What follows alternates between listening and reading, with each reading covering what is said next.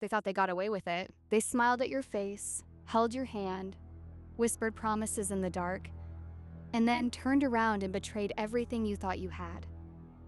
They lied with ease. They cheated without remorse.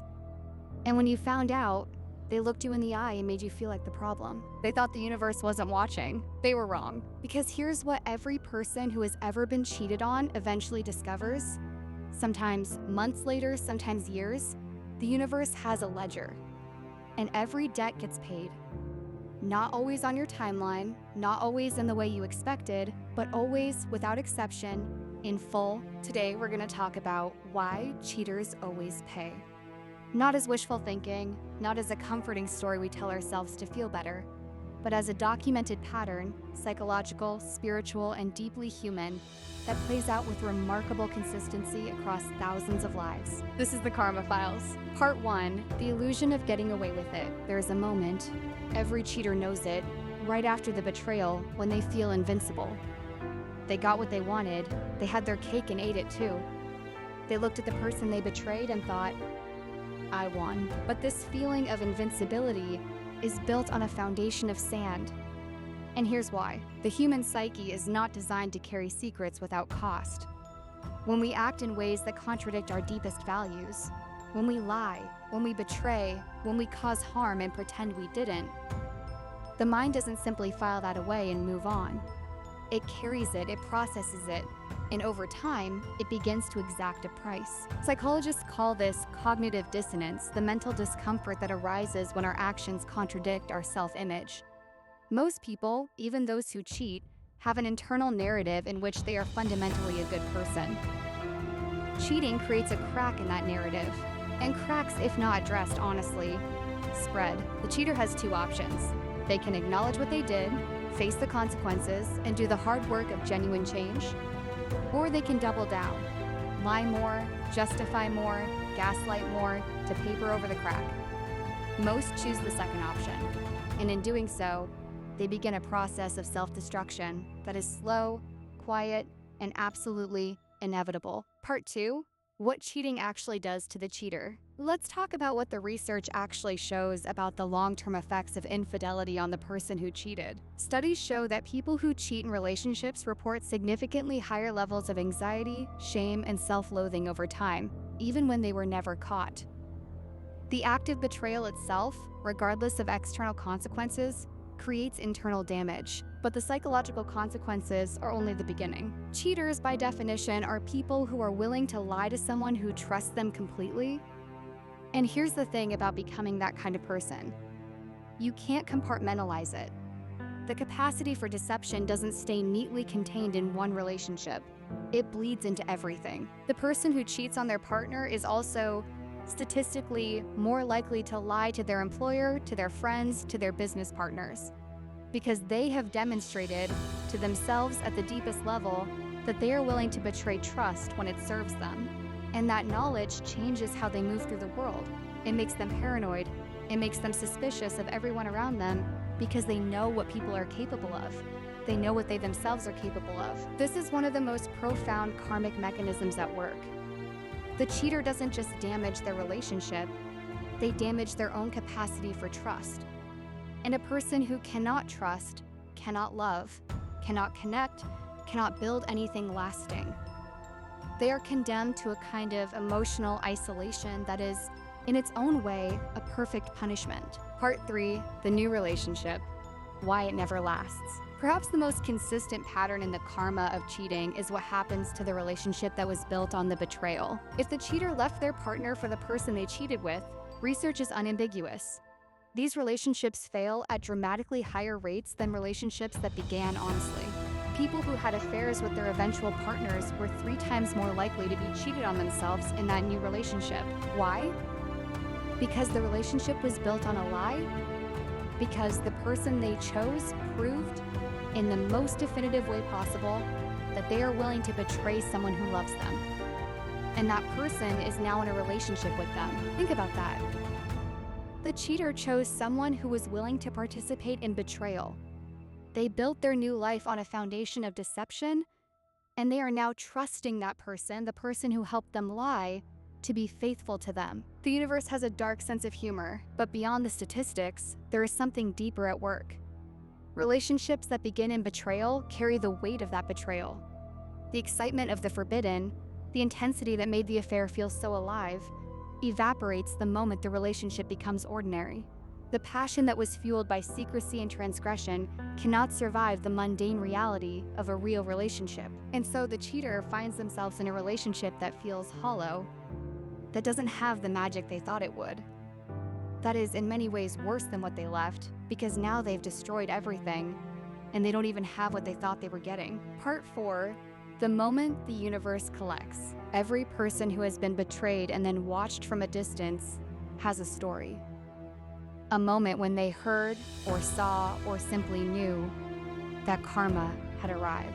It might be the cheater who lost their job because their affair partner was a coworker and the relationship became a professional disaster.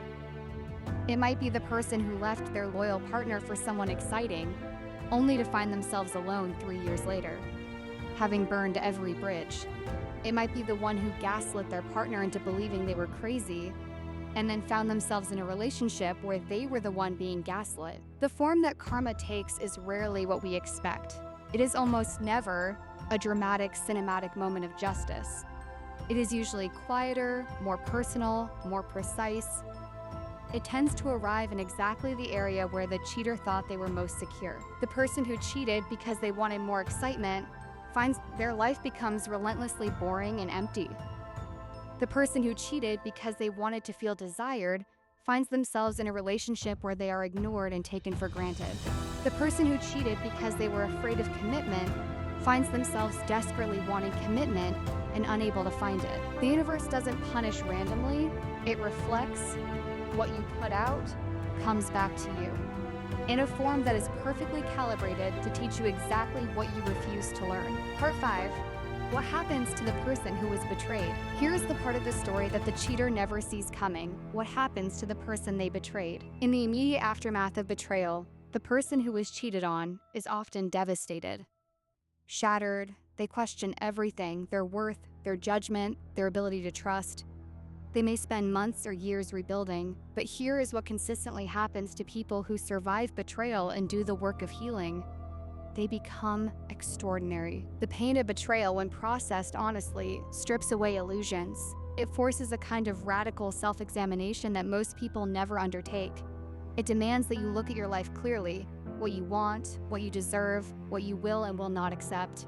And it builds a resilience, a clarity, and a depth of character that cannot be acquired any other way. The person who was betrayed and survived, it knows something about themselves that they didn't know before. They are stronger than they thought.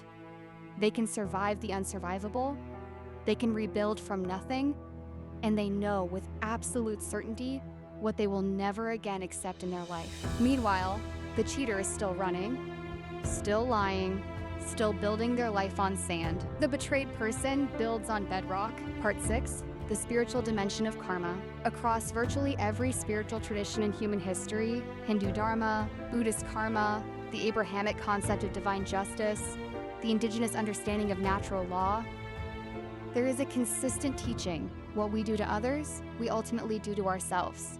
The harm we cause returns to us, not as punishment from an external judge, but as the natural consequence of the energy we put into the world. This is not superstition. It is in many ways a description of how human systems actually work. We are social creatures. Our lives are built on networks of relationship and trust. When we betray that trust, we damage the network, and we are part of the network. We cannot damage it without damaging ourselves. The cheater who believes they've escaped consequence has simply not yet seen the full arc of the story. Karma is not always fast, but it is always thorough. There is a phrase that appears in different forms across many traditions. The mills of God grind slowly, but they grind exceedingly fine. The universe is patient, it has time, and it never forgets what was done. Part 7, how to let go and trust the process.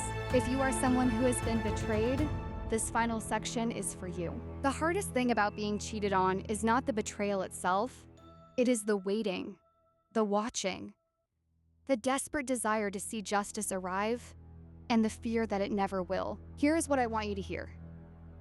Your job is not to be the instrument of karma. Your job is not to make sure they pay. Your job is to heal, to rebuild, to create a life so beautiful and so full that the betrayal becomes, eventually, the best thing that ever happened to you, because it freed you from someone who was never worthy of you. Let the universe handle the ledger. It is very good at its job. Focus your energy on yourself, on your healing, on the relationships and experiences and dreams that are waiting for you on the other side of this pain. Because here's the truth that every survivor of betrayal eventually discovers. The life that opens up after you leave a relationship built on lies is better than anything you could have had within it.